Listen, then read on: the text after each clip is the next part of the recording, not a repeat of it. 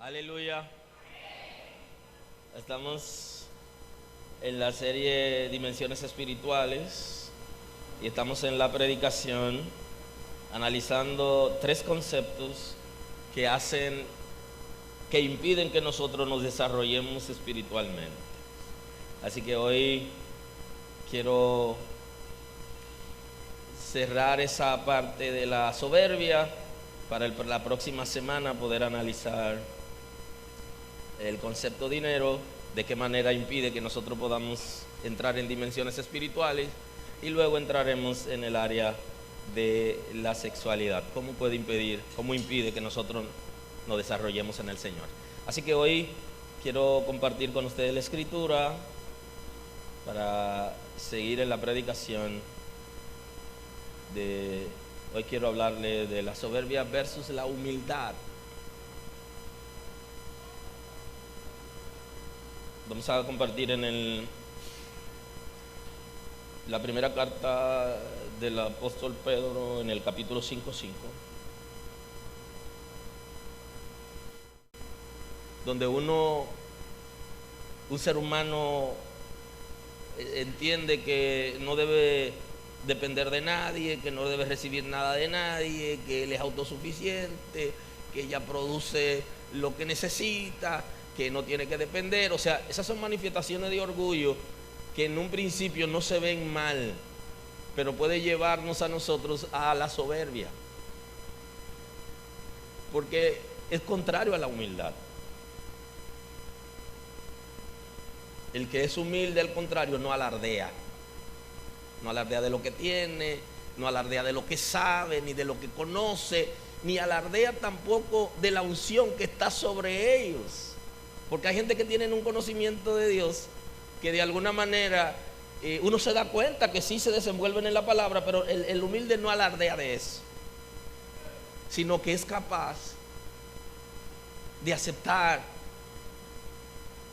la realidad de los demás y no se siente superior, sino que tiene la capacidad de convivir con personas que tienen menos recursos, menos conocimiento, menos posibilidades, menos estudio, porque no todos tenemos las mismas oportunidades. Algunos tuvieron las mismas oportunidades que nosotros y no la aprovecharon, pero con todo y eso yo no debería sentirme superior a ellos, porque solo por gracia y por la misericordia de Dios podemos alcanzar algunas cosas.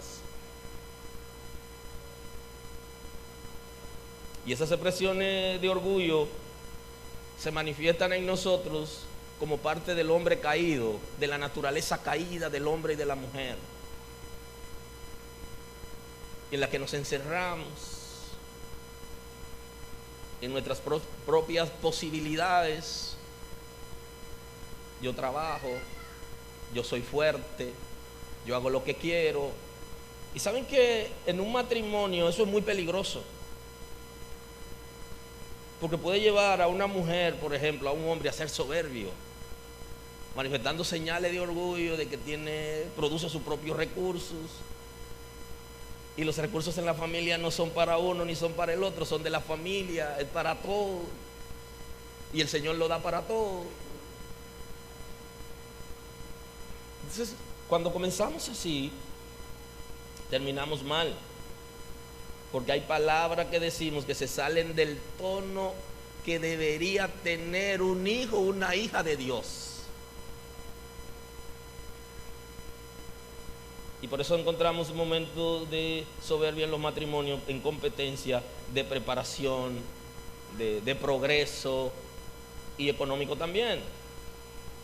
Cuando uno de los dos está por encima del otro económicamente, pudiera avasallar. Y algunos tienen exceso de humildad, que es una miseria mental,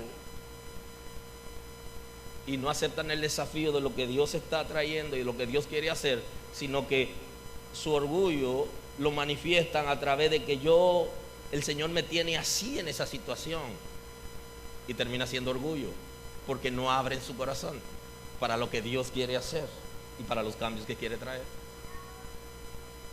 Y nos resistimos. Los hijos de Dios debemos ser humildes. Porque los soberbios son aquellos enemigos de Dios. Y si en un hijo de Dios hay soberbia, debería sacarla a la fuerza, o como se saca a un intruso de un sitio que ha entrado sin permiso. Fuera. Pero para eso tenemos que sentarnos a analizar nuestra propia naturaleza, a ver si hemos dado cabida en algún momento a la soberbia que nos va a llevar a la independencia de Dios, a la autosuficiencia y sobre todo a creernos superior a los demás. Mire, y no es más difícil tener una relación con una esposa, con un esposo, con un hijo, con una mamá, con un papá, que sea soberbio. Eso es muy difícil. Porque terminamos nosotros persiguiéndolo a ellos en nuestras oraciones. Y le decimos, Señor, doblégalo. Oye, doblégalo, Señor. ¿Sabes lo que significa eso? Le voy a explicar lo que significa. Lo que significa es que la Escritura dice que antes de la caída viene la soberbia. O sea que el que está soberbio te dice que lo doblegue, túmbalo, que caiga, que se deslice. O sea, eso es lo que usted está pidiendo. Por eso es mejor la confrontación. Mira, tienes algún comportamiento que no es apropiado, el Señor quiere que cambiemos ese tipo de actitudes, pero ir a la presencia del Señor y coger ayuno para que se le aplique la palabra, eso es un poco fuerte. Porque deberíamos hacer eso, pero para que la gente se arrepienta, no para que el Señor, tú lo estableces, Señor, que antes de la caída viene la soberbia. Él cae, yo tengo que verlo en el piso, lo tengo que ver arrastrándose para que me pida ayuda. No es una oración de un hijo de Dios. No es. Nuestros corazones no deben estar al nivel de las otras personas, porque la Escritura dice que de una fuente solo sale un tipo de agua, o sale dulce y amarga. Si salen las dos, hay un camuflaje. Por aquello del camaleón. La real es la amarga, la real es la salada. Y cuando sale dulce es porque pusieron un saco de azúcar en el medio,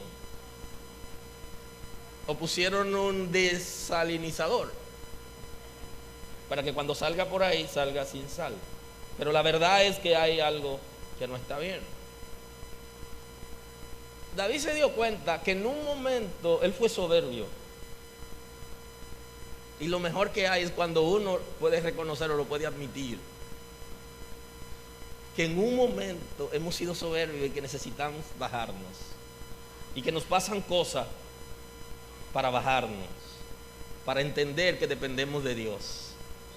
Y Dios, cuando quiere glorificarse en nuestras vidas, nos observa a nosotros viviendo una vida con ansiedad, llevándonos el mundo por delante y Él observándonos. Pero su amor y su misericordia nunca decae, aun cuando estamos en esa situación, porque Él nos atrae así. Y hay un texto bíblico que dice, es tan interesante, plantea que con cuerdas de amor.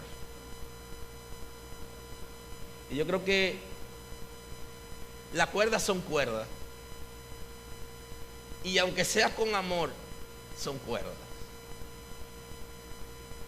Nos amarran, nos neutralizan porque nos aman. Oh, doña, ¿por qué usted tiene ese muchacho en esa condición? Es que ese muchacho se me va a descarriar. Y yo lo amo tanto que lo tengo amarrado. Oye, sí, esas son cuerdas de amor. Es como observar que nos están pasando cosas. En su misericordia nos atrae a Él por medio de esas mismas cosas que nosotros sembramos y estamos cosechando. Pero así nos atrae el Señor, y eso es por amor. David, en el Salmo 32, él se observa a sí mismo y entonces analiza cuál era el nivel que él tenía antes de arrepentirse y qué pasó cuando se arrepintió. Por eso en el Salmo 32, el verso 2 al 5 dice: bienaventurado el hombre de quien Jehová no culpa de iniquidad y en cuyo espíritu no hay engaño. Primero que dice bienaventurado. Dos cosas: que el Señor no nos tenga en la lista de los inicuos, y número dos, que no tengamos una acusación interna por cosas malas que hemos hecho. En cuyo espíritu no hay engaño y a quien el Señor no culpa de iniquidad. Si el Señor está acusando a alguien de iniquidad, esa persona es prófugo de la justicia de Dios, y la justicia de Dios lo anda buscando. Entonces eso es peligroso. ¿Quién quiere ser prófugo de la justicia de Dios? Nadie. Porque en cualquier sitio nos alcanza. Si en el espíritu de alguno de nosotros hay engaño, eso significa entonces que tenemos una acusación formal en nuestro propio ser, que se puede traducir hoy en la parte del corazón que se llama conciencia. Acusación formal de conciencia. De lo que hablaba la predicadora de anoche, que decía Abigail a David: no vaya a ser que cuando tú seas rey sienta que hay cosas del pasado que está cargando contigo por los errores cometidos. Entonces le dice: cuídate de eso. De eso se trata. Un espíritu donde hay engaño. Uno mismo sabe que no ha tenido un buen comportamiento, pero no se ha arrepentido. Porque todo comportamiento inapropiado que se lleva a la cruz tiene éxito, pero todo comportamiento inapropiado que no es llevado a la cruz no tiene éxito. Se produce una persecución interna. Y entonces el salmista dice, ahora él habla de sí mismo y dice: mientras callé, se envejecieron mis huesos en mi gemir todo el día. Dice: es bienaventurado aquel que el Señor no culpa de iniquidad, porque él sentía que era prófugo de la justicia de Dios y que había en él de alguna manera un remordimiento de conciencia. Había una semilla de engaño en su espíritu que no lo dejaba estar tranquilo. Y entonces describe cuál fue su condición. Por eso: se envejecieron mis huesos en mi gemir todo el día. Fíjense que ese gemir que él tenía ahí no era de arrepentimiento, sino era de rebeldía. Y sus huesos se envejecieron. Él decía: me estoy volviendo viejo porque el pecado me tiene en una condición. Me está doblegando hasta los huesos. Dice David. Él describe su condición por no haber confesado un pecado. ¿Cómo se sentía él? A ser prófugo de la justicia de Dios, ¿cómo se sentía internamente? Y cómo eso se traducía en su propio cuerpo físico, donde no podía dar la respuesta que él, como hombre de Dios, debía dar frente a la vida, sino que sentía que se debilitaba.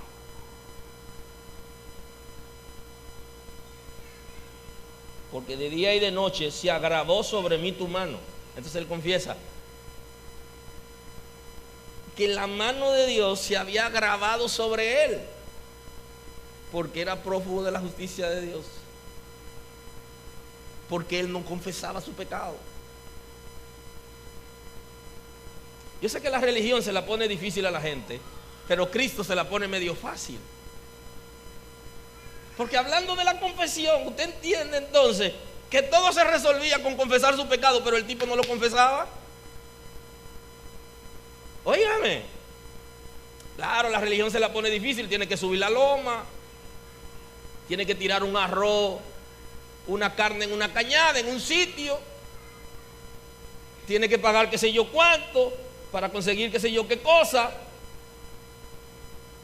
Pero Cristo lo que nos habla es de la confesión de nuestros pecados para renunciar a la soberbia. y volvernos asequibles en la presencia del Señor. Porque de día y de noche se agravó sobre mí tu mano, se volvió mi verdor en sequedades de verano. Oiga lo que hace la soberbia en la vida de una persona. Y no vamos a analizar hoy la soberbia, lo que hizo la soberbia en la vida de Satanás, que cayó de la gracia de Dios por su soberbia. No vamos a analizar esa, estamos analizando la del ser humano, hasta dónde llega todo. ¿Qué significa eso? Que tenía una vida de apariencia, pero por dentro estaba destruido. Se había vuelto su verdor en sequedades de verano, como cuando pasa ese sol abrasador que todo lo destruye, pero antes había un verdor, como dice Jeremías, como árbol plantado junto a corriente de aguas, que da su fruto a su tiempo y sus hojas no caen. Así era el verdor de David. Y él dice, todo ese verdor se volvió en un verano abrasador que quemó todo a su paso. Lo que había era destrucción en su vida. ¿Y por qué? Porque había soberbia en él. Se sentía autosuficiente, no necesitaba a Dios, creía que podía por sus propios medios alcanzar todo lo que quería, y se dio cuenta que no. Y entonces él está diciendo lo que le había pasado mientras él estaba en esa condición. Y entonces él dice que el Señor había agravado sobre él su mano y que su verdor se había vuelto en sequedades de verano. Y entonces dice, mi pecado declaré y no encubrí mi iniquidad. Entonces, cuando se vio en esa condición, decidió voluntariamente resolver la situación y salir de la soberbia. ¿Y cómo podemos salir de una condición de independencia de Dios, de soberbia? Confesando nuestros pecados. Mi pecado te declaré y no encubrí mi iniquidad. Te declaré mi pecado, te dije cuál era mi condición. Eso es importante. Ir donde el Señor y decirle, mi condición es tal, he hecho tal cosa, me sentí autosuficiente, me volví de ti, y hoy quiero que las cosas sean diferentes en mí, y por eso quiero traer mis pecados delante de ti. Mi condición es tal. Mi pecado te declaré y no encubrí mi iniquidad. Dije, confesaré mis transgresiones a Jehová, y tú perdonaste la maldad de mi pecado. Todo lo que él describe arriba, ahora abajo, él está diciendo que su maldad había sido perdonada. Y eso es importante, porque creyó que si confesaba, era perdonado. Lo hizo y sintió el perdón, porque el perdón del Señor se siente. Cuando sentimos el perdón de Dios, ya no sentimos la acusación de la conciencia, ya no hay engaño en nuestro espíritu, sino que sentimos como que todo ese peso es quitado. Ahora, antes de eso, lo que viene es la justificación y la estrategia para mantenernos en el estatus sin que la gente de pronto sepa lo que hay en nosotros. Ahora hubo un momento en que él voluntariamente hace un análisis introspectivo, se da cuenta cuál es el origen de su crisis y va donde Dios. ¿Qué es lo que hacemos nosotros muchas veces? ¿A dónde nos lleva la soberbia? Acusar a los otros. La crisis que yo tengo, tú eres culpable. Eso fue lo que hizo Adán. Esa es la naturaleza humana. Ahora aquí David no culpa a nadie, sino se responsabiliza a él. Va donde Dios, confiesa su pecado y dice que el Señor perdonó la maldad que había en él. Oye, ¿usted cree que es fácil llamarse a sí mismo inicuo? Llamarse a sí mismo malicioso.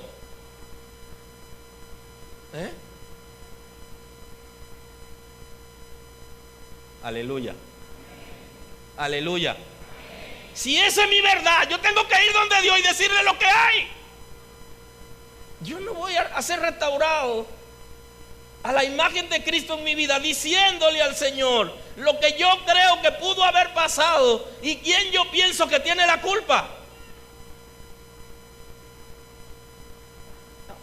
Yo tengo que ver mi realidad e ir donde Dios con mi realidad, ponerla delante de Él. Mire, ese soy yo.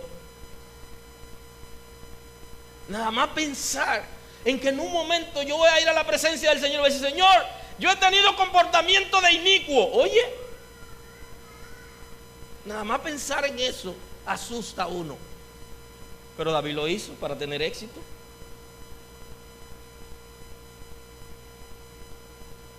¿Qué es lo que nosotros decimos? Conmigo han sido injustos. Eso es lo que nosotros decimos. Y debe ser al revés. Señor, yo reconozco que soy culpable, soy responsable de lo que ha estado pasando. Y hoy quiero confesarlo delante de ti. Y le hacemos la lista al Señor. Mira, eso yo he hecho. Wow, mira qué tan bajo yo caí, Señor. Entonces ahora viene la restauración. Eso fue lo que hizo David. Se llamó a sí mismo con palabra fuerte, porque se dio cuenta que lo que había en él no era bueno. Ahora, cuando pasamos al texto de hoy, ya como tomando cuerpo la predicación y todo eso, en la primera carta, el apóstol Pedro, en su primera carta, en el capítulo 5, él nos habla acerca de comportamientos soberbios y comportamiento de humildad. Y ustedes saben que los jóvenes, por naturaleza, tenemos como ese comportamiento soberbio por la ignorancia, por la falta de conocimiento, y entonces los padres van un poquito forzados con nosotros, porque nos llaman la atención y nosotros igualmente seguimos de terco. Y entonces cuando venimos al Señor tenemos que tener otro comportamiento, si es que somos del Señor. Igualmente, jóvenes, está sujeto a los ancianos y todos sumisos unos a otros. Y ese es el concepto de humildad. Observe que dice: los jóvenes estén sujetos a los ancianos, y después dice: todos unos a otros. ¿Saben qué? Había un concepto errado acerca del matrimonio que el apóstol Pablo justamente lo trabaja en Efesios 5, cuando él nos habla acerca de la doble sumisión, porque la iglesia siempre enseñó que la mujer tenía que someterse al marido, pero en la escritura dice que se sometan uno a otro. Si ella me tiene que decir para dónde va, yo tengo que decirle para dónde voy. Si ella me tiene que decir qué hace con el dinero, yo tengo que decirle qué hago con mi dinero. Eso es sumisión mutua. Y ese es el modelo bíblico. El otro no es bíblico, aunque la iglesia lo enseñe. No es el bíblico. Es un modelo engañoso. Sométanse uno a otros. Y aquí, cuando habla de los ancianos y de los jóvenes, le dice mutuamente. Y esa es la humildad. Cuando somos capaces de someter y someternos. Igualmente, jóvenes, está sujeto a los ancianos y todos sumisos unos a otros. Aquí lo mete a todos. El anciano tiene autoridad por sus canas, el joven tiene la rebeldía por la ignorancia, y entonces le dice: ambos sométanse, porque así que viene el progreso. Cuando no hay sumisión, entonces hay falta de humildad. Y ahí es donde viene, ahí es donde comienza a nacer el orgullo, que trae como consecuencia la soberbia. En un principio es una expresión de orgullo. No tengo que someterme a nadie. Yo soy adulto, ya hay más iglesia, yo me puedo ir a cualquiera. Buen viaje, manito, que el Señor te cuide. Pero la sumisión trae humildad. Trae humildad. ¿Someternos a qué? A principios, a reglas previamente establecidas. Revestidos de humildad, porque Dios resiste a los soberbios y da gracia a los humildes. Entonces le dice: no provoquen resistencia con Dios, porque todo el que tiene comportamiento soberbio resiste a Dios. ¿Y ustedes saben lo que es la resistencia? La resistencia es cuando dos personas armadas se dicen el uno al otro, pela si tú eres hombre. Eso es resistencia. Resistencia es cuando tomamos una soga y tú alas para allá y yo halo para acá. Eso es resistencia. ¿Y quién quiere resistir a Dios de esa manera? Dígame. ¿Quién se atreve a desafiar a Dios? Dígame. Dios resiste, le da la cara firme a aquellas personas que son soberbias, porque son independientes de Él. Dios no deja de ser misericordioso, pero le da su apretoncito para producir en él o en ella arrepentimiento. Y esos apretoncitos de Dios, no me estoy refiriendo al afecto de un abrazo. Me estoy refiriendo a cuando Dios se aleja durante un tiempecito de nosotros y nos deja correr. Entonces lo dice aquí, da gracia. Resiste a los soberbios y da gracia a los humildes. Los humildes hallan gracia ante los ojos de Dios. La gente que es receptivo, que se somete, que entiende cuando se equivoca. Ahora estamos viviendo una época muy difícil. Ahora los hijos de uno viven dándole cátedra a uno y llamándolo la atención. Oiga eso. No se atrevía un muchacho llamar la atención al papá o a la mamá. No se atrevía. Yo creo que con la mirada era suficiente. Ahora lo llaman la atención. Qué fuerte está esto, señores. Entonces, ¿qué hace el humilde? ¿Qué es lo que hace? Lo escucha, aunque sea el hijo. De verdad, lo que está planteando el muchacho. ¿Sabe qué? Dios usa a los hijos que están cerca de nosotros y nos ven con comportamiento extraño. Antes no nos atrevíamos, pero ahora los muchachos sí se atreven y nos desafían.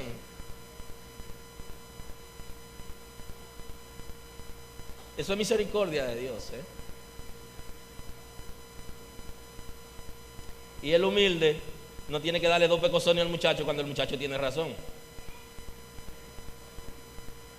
sino que se arrepiente, lo analiza, piensa, baja la cabeza, porque lo que está diciendo el muchacho no viene de él, no viene de ella. Eso es algo especial que Dios está haciendo.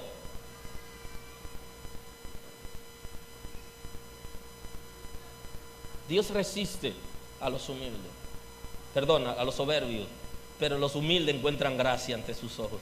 ¿Quién no quisiera encontrar gracia ante los ojos de Dios? ¿Quién no le gustaría hacer algo y que Dios lo acepte? ¿Quién no le gustaría ir a orar y que Dios reciba su oración? Y la actitud de humildad es tan interesante que la Escritura narra dos personas que fueron a la iglesia. Una de ellas era soberbia y uno era humilde. El que tuvo acto de humildad era pecador y el soberbio era religioso.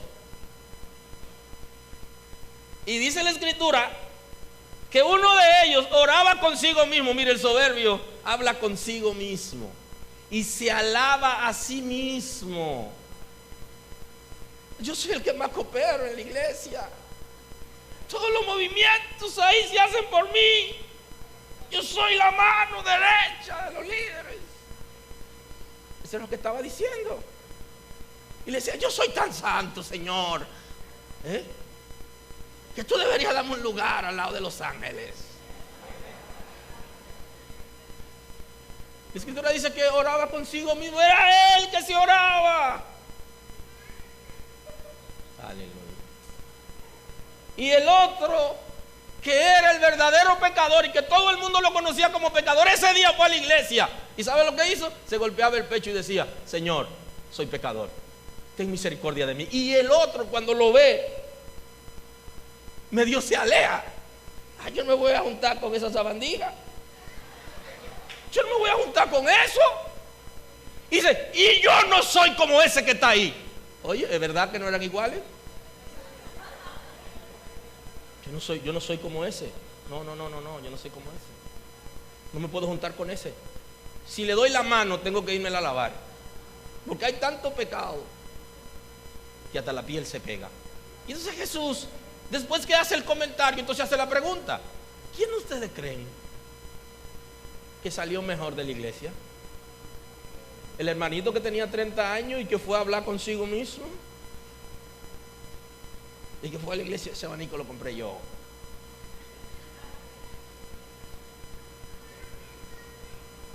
Ese traje que tiene el pastor, yo cooperé para que se lo ponga.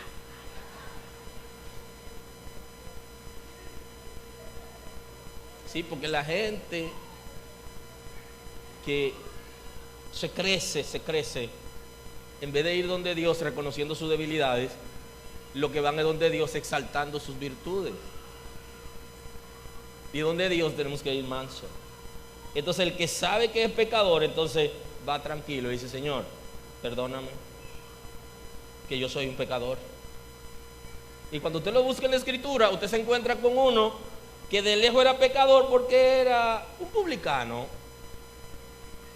Los publicanos tenían un estigma, tenían un letrero que de lejos decía: no se junten con ellos, que son antipatrióticos, son capaces de despojar a la gente de sus bienes. Y todo el mundo le corría. Pero cuando pasa un religioso, se quitan el sombrero delante de ellos, le tiran flores, le dicen: oh, reverendísimo. Le dicen de todo. Así que lo reciben. Y entonces se cree superior a los demás. Dios resiste a esa gente. Y los humildes encuentran gracia. Se dice: humillado pues bajo la mano poderosa de Dios, para que los exalte cuando fuere tiempo. Entonces dice: el ejercicio aquí es al revés. Humíllate delante de la presencia del Señor, para que el Señor luego te levante y te exalte y puede exhibir sus obras en ti. Y cuando la gente te vea, ya no te va a ver a ti, sino que va a ver el rostro de Cristo en ti. Así que no vaya a la presencia del Señor reconociendo tu grandeza, tu conocimiento y lo que eres, sino bájate y quédate ahí tranquilo hasta que el Señor mismo te exalte. ¿Y de dónde sacaron ese? ¿Dónde la tenían a ella? ¡Wow! ¿Te diste cuenta?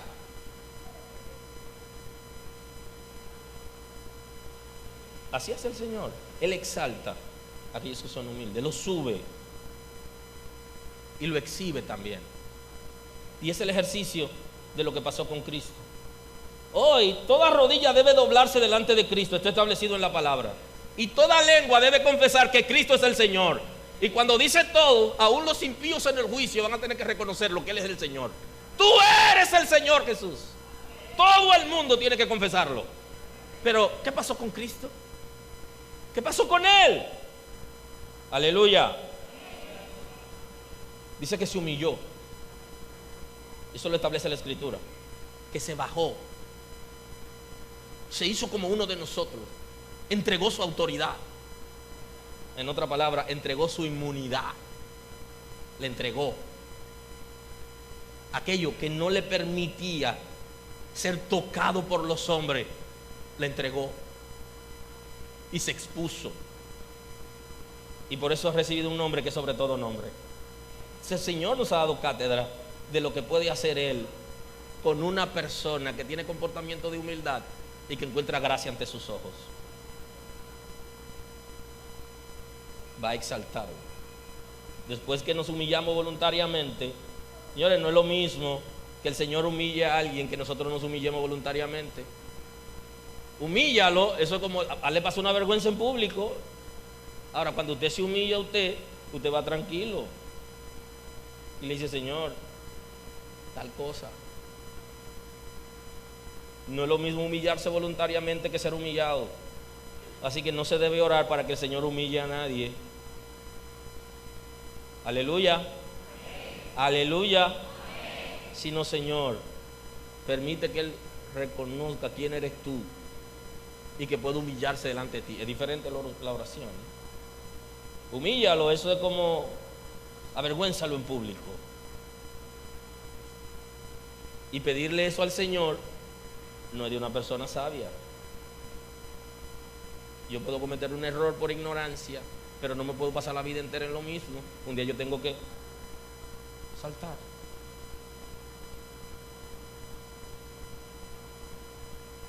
Para que Él los exalte cuando fuere tiempo.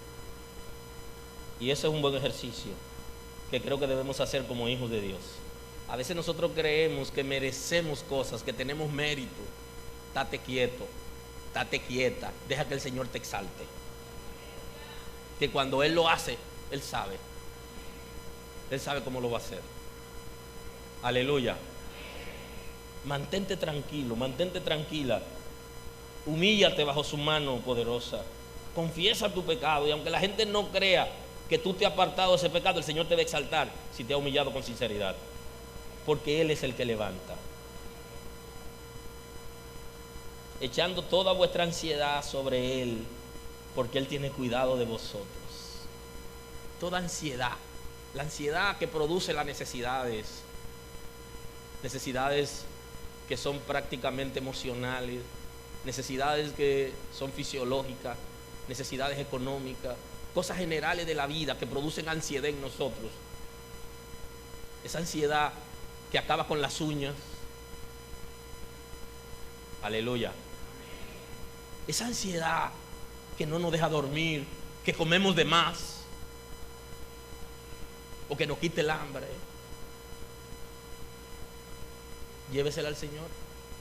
Ansiedad por los hijos, cuando los muchachos salen a la escuela, cuando se van a la universidad, la inseguridad que hay en el mundo, en las calles, las trampas, situaciones de trabajo, en el empleo, algo se está moviendo y uno siente como que se vuelve ansioso. Entonces dice, tráela ante el Señor, entrégasela. ¿Te atreves? Vamos a entregársela. La ansiedad, porque estamos en una situación que no es la que nosotros acostumbramos a estar, no es la que nosotros queremos estar, pero algo ha pasado y sentimos hasta vergüenza y nos ponemos tan ansiosos que se nota, la gente ve a uno como alteración del sistema nervioso, haciendo cosas que uno no acostumbraba a hacer, y queremos ocultarlo, pero la gente se da cuenta que algo pasa. Tráesela al Señor. Vamos a traérsela. La desesperación, porque las cosas no llegaron cuando la estábamos esperando, se retrasó, hay pagos que hacer. Tráesela al Señor. Para este tiempo ya yo debía estar en otro estatus. Tráesela al Señor. Porque Él tiene cuidado de vosotros. Dice, sé sobrio y velad, porque vuestro adversario el diablo, como león rugiente, anda alrededor buscando a quien devorar. Dice dos cosas importantes. Número uno, la sobriedad. Y número dos, la acechanza. La sobriedad, alguien está sobrio. Yo recuerdo que cuando era adolescente y salía con los amigos, yo conocí al Señor, tenía 17 años, pero antes de ahí viví algunas experiencias de adultos. Y uno de los ejercicios que hacíamos para saber quién estaba embriagado y quién no era este. El que hacía eso no estaba borracho. Eso es ser sobrio. Ese era el ejercicio de la sobriedad. Usted es sobrio cuando usted tiene las cosas controladas. Cuando usted es capaz de activar el dominio propio y no hacer lo que quiere hacer, sino aquello que es correcto. Necesitamos eso. Entonces, ¿qué dice la Escritura? Los soberbios no hacen eso. No están sobrios. Actúan como si estuvieran embriagados o drogados. Y en estos días que se habla mucho de abuso, de violaciones, he estado leyendo y leí la experiencia de una persona. Me llamó tanto la atención que planteaba que en un día embriagado abusó de su propia hija. Y cómo él, después de haber salido de la cárcel, tenía una frustración tan grande porque tenía tanto dolor, porque ni siquiera había podido volver a ver a sus hijos, ni a la que era su esposa, ni su papá, algunos hermanos. Algo que tuvo que desaparecerse. ¿A dónde lleva a la gente cuando están embriagados? Ahora, una gente que no tenga dominio propio está como alguien embriagado. No está sobrio. Hace cosas que después le duele, pero ya la marca está. Y entonces la Escritura manda: vivan controlados, controlen su vocabulario, controlen su nivel de lengua, controlen sus pensamientos, controlen sus deseos, controlen su mirada, controlen su comportamiento. Contrólate.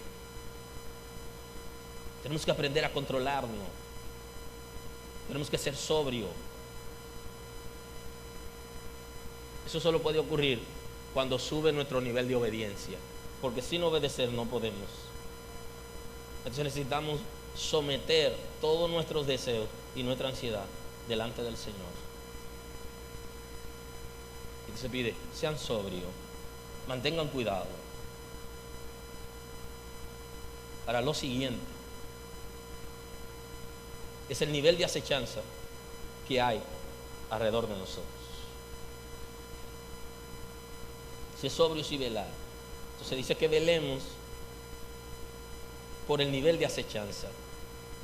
Y esto es interesante porque velar es como la actitud que el pueblo de Israel no tuvo, que Dios andaba buscando. Dice el profeta Oseas: se perdió mi pueblo porque le faltó conocimiento.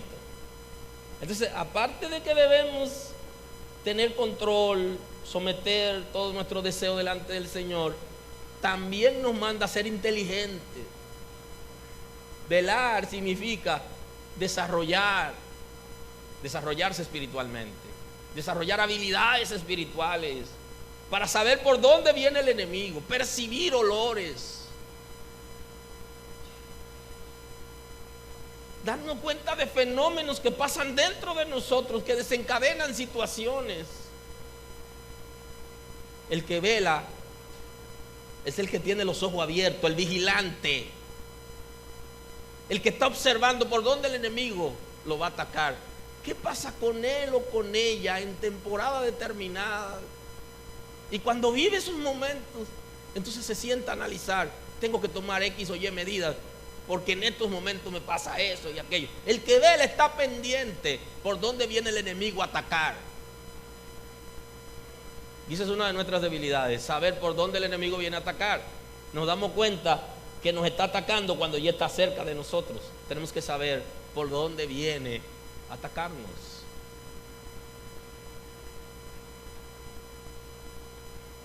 Y el Señor nos está diciendo estas dos cosas para que nosotros nos demos cuenta que somos responsables de lo que pueda pasar entre nosotros y en nosotros.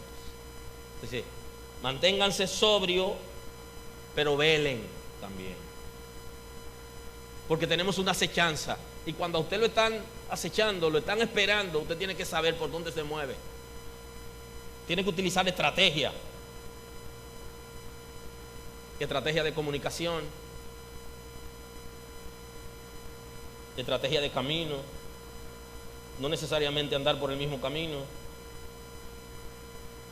saber decir lo que va a decir, porque lo están acechando.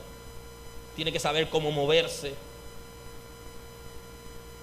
cómo sentarse, dónde parquearse. Ahora, si usted lo puede ver espiritualmente, entonces usted comienza a vigilar al enemigo cada paso que da. Usted lo vigila. Me está atacando aquí, me está atacando allá. y hay veces que nos ataca por todos los frentes. Y cuando eso pase, manténgase tranquilo y dígale: Señor, este pleito es tuyo, porque así no hay quien pelee, esto es desigual. Aleluya, aleluya. Porque vuestro adversario el diablo, como león rugiente, anda alrededor buscando a quien devorar. ¿Sabe qué? Muchos de nosotros, ya el infierno ha dicho que nos va a devorar y anda detrás de nosotros para destruirnos. Y entonces la Escritura dice: vigílalo, no le pierda ni pie ni pisada, como nosotros decimos. Vigílalo, que te quiere destruir. Y tienes que mantenerte QAP, tienes que mantenerte ahí, en línea, dispuesto para tener movimiento certero. Y eso es lo que quiere hacer el enemigo, destruirnos. Y hay gente donde ya el enemigo ha pagado por su cabeza en el infierno. Y todo espíritu lo lanza contra esas personas. Y tienen diferentes paradas. Tienen una parada aquí y cada 100 metros tienen una parada. Y cada 100 metros hay un ataque. Con estrategia. Entonces, para poder nosotros desarrollarnos espiritualmente, poder crecer y mantener doblegada nuestra naturaleza concupiscente y soberbia, necesitamos dar el giro de la humildad. Y en la humildad hay sometimiento a Dios. Anda buscando a quien devorar, el cual resistí firmes en la fe. Entonces aquí hay una resistencia, pero no a Dios. No nos equivoquemos. No es a Dios que vamos a resistir, es al infierno. Aleluya. Aleluya. No es a Dios ni a los hijos de Dios que vamos a resistir, es al infierno que tenemos que resistir. Diciéndole que no a los pensamientos y a los ataques del enemigo. Si lo podemos resistir, entonces dice Santiago que él huirá. Sométanse a Dios, resistan al diablo y de ustedes huirá. ¿Cuándo va a huir? No lo sabemos, pero tenemos que resistirlo. Pero si lo resistimos sin someternos a Dios, estamos acabados, porque con mi fuerza no puedo. Tú no puedes con tu fuerza. Y si lo resistes con tu propia fuerza, entonces eso es lo contrario a lo que el Señor ha establecido. Va a caer delante de Él.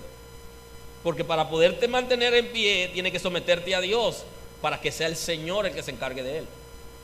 Y entonces, sabiendo que los mismos padecimientos se van cumpliendo en vuestros hermanos en todo el mundo. Y tú sabes que a veces estamos: ay, Dios mío, al único que le pasa esto es a mí. ¿Por qué a mí? Estate quieto, estate quieta, que en el mundo entero los hijos de Dios están siendo atacados. Mantente firme, confía en el Señor y lleva tu ansiedad delante del Señor, que tú no eres el único, tú no eres la única. Hay situaciones que se están dando porque es el patrón de operación del infierno. Y todo el que quiere servir a Dios, Él lo va a atacar. ¿Cómo lo va a atacar? Como te está atacando a ti. Y quizás tú no eres la más atacada o el más atacado. Quizás no. Hay otros que están cerca de ti, que están mucho más atacados que tú. Posiblemente, pero están firmes en el Señor. Están confiando en el Señor y están resistiendo.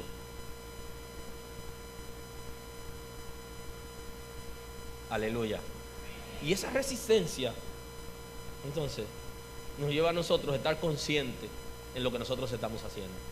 Al Señor no le interesa tener gente en la iglesia con una venda, ciego, sino personas que conozcan al Señor, que le sirvan de todo corazón y que estén conscientes de las cosas espirituales que están pasando alrededor.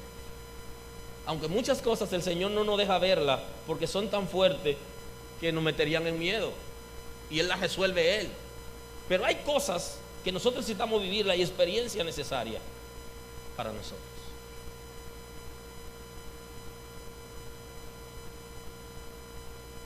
Concluyendo el día de hoy, por causa del tiempo, la parte de hoy, la soberbia te lleva a la independencia de Dios, la independencia de Dios a la rebeldía y la rebeldía a toda clase de pecado. La humildad te lleva a la grandeza. A la grandeza te lleva a la humildad. Si nosotros aceptamos el desafío del Espíritu de Dios, doblegamos nuestro ser para que Él opere en nosotros, lo que nos espera es extraordinario. Dice el proverbista en el capítulo 5, Proverbios 15:32, el que tiene en poco la disciplina menosprecia su alma, mas el que escucha la corrección tiene entendimiento. El temor de Jehová es la enseñanza de sabiduría, y la honra precede la humildad. La honra precede la humildad. O sea, lo que nos espera es extraordinario si podemos ponernos en la mano del Señor y ser humildes. El humilde sabe cómo hablar, cómo llamar la atención, cómo hacer las cosas, lo hace con mucho cuidado. No es arrogante, no se siente superior al llamar la atención, no avasalla, tiene un lenguaje apropiado,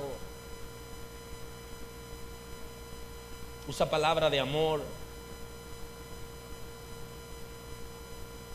La grandeza en el reino de Dios viene por medio del servicio. Y cuando nosotros servimos a la gente, nos volvemos iguales a la gente. Sentimos como que somos iguales, que no nos sentimos superior. Y por eso, lo que pasa en el reino de Dios es diferente a lo que pasa en el mundo. Porque los señores se adueñan y la gente les sirve a ellos. En el reino de Dios, los líderes sirven a la gente y se vuelven como ellos. Pero no solo sirven por servir, sino que sirven de sus propias cosas por amor al que tiene necesidad. Y eso es lo que hace grande. Porque no hay una mayor señal de humildad de una persona que encuentra a alguien que tiene hambre y no solo le da comida, sino que se la prepara y se la da. No solo lo ayuda a levantarse del lodo, sino que también lo ayuda a limpiarse. Y Jesús nos enseñó cuál es el modelo del reino de Dios. Y Él dice, yo no vine para ser servido, sino para servir y dar su vida en rescate por muchos. La grandeza al estilo de Jesús es la de la humildad. Aquellos que nos sentimos superior a los demás o que alardeamos de lo que podemos hacer en favor de la gente, la Escritura dice, ya tienen su recompensa. Por eso llamó la atención a los que hacían obra delante de la gente para ser reconocidos de todos. Y le dice, mas tú cuando vayas a hacer algo, que no sepa tu izquierda lo que hace tu derecha. Mas tú métete en la habitación y tu Padre te recompensará en público. Porque alardear delante de la gente, de tener un buen corazón, de tener mucho conocimiento, al final no es humildad. En el reino de Dios, para nosotros poder alcanzar la gracia del Señor y que Él pueda exaltarnos en su momento, necesitamos ser humildes. Que si alguna vez hace algo, si alguna vez pone tus recursos al servicio de algo, de alguien, eso sea entre tú y esa persona. Y entonces el Señor te dice, que si eres capaz de prestar a un pobre, de dar a un pobre, el Señor lo asume como un préstamo para Él. Él te lo pagará. Pero si presume de eso que puede hacer, ya tú tienes tu recompensa, que es la alabanza de la gente. Que conozcan que tú eres de buen corazón, que tú sirves a la gente, que tú haces cosas extraordinarias, y lo publican. Y eso es lo interesante, porque ahora con las redes sociales, todo el que da un cuaderno, todo el que da un lápiz, todo el que da una ración de alimento, quiere que todo el mundo lo sepa. Y hasta la iglesia. Ahora la iglesia quiere que sepan quiénes se arrastran entre las sillas, en qué iglesia se arrastra la gente entre las sillas, para demostrar su grandeza, porque todos lo quieren vender. Aleluya, aleluya. y quieren alardear hasta de las debilidades de la gente. Y eso es contrario a lo que Jesús nos ha enseñado. Eso no es humildad. No es humildad. Eso es soberbia. Señor, te honramos. Te honramos, Señor, y te damos gloria. Pedimos, Señor, que guíe nuestros corazones y los guarde de la soberbia. Que tu Espíritu Santo nos visite, que podamos ser humildes en la manera de hablar, de portarnos, de tratar con la gente, de servir. Señor,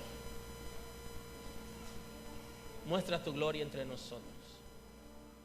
Establécete.